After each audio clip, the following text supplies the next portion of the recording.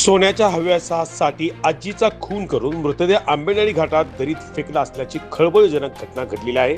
दागिन्यासाठी 85 वर्षीय आजीची हत्या झाली आहे.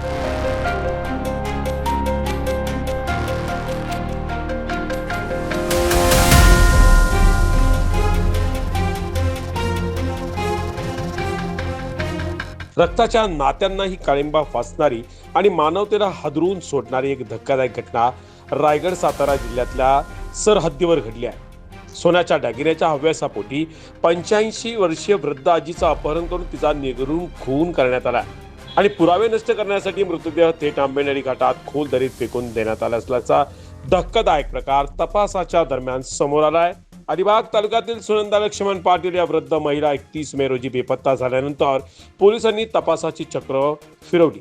तपासाच्या दरम्यान 2 संशयितांनी सोन्याच्या दागिन्यासाठी हा कट रचल्याचं उघड झालं आहे. आरोपीच्या कबुलीनंतर पोलिसांनी आंबेनळी घाटात शोध मोहीम राबवली. मुसळधार पाऊस, खोल दरी आणि जीवघेणा भूभाग अशी प्रतिकूल परिस्थिती Pratapgad search and rescue team आणि महाबळेश्वर ट्रेकरच्या सदस्यांना धाडसी शोधकार्य केले. तब्बल 100 फूट दरीत काळ्या पिशवीत वृद्ध महिलेचा मृतदेह आढळून आला. त्यानंतर विशेष साहित्य आणि दोरखंडाच्या साह्यानं मृतदेह बाहेर काढण्यात आला.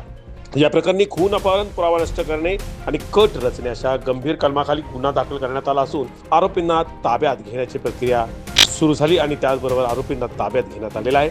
काही दिवसापूर्वी भीषण अपघातामुळे हा चर्चेत आलेला आंबेनळी घाट आता खळबळजनक खून प्रकरणामुळे पुन्हा एकदा चर्चेचा केंद्रस्थानी आला आहे. भारत, सातारा.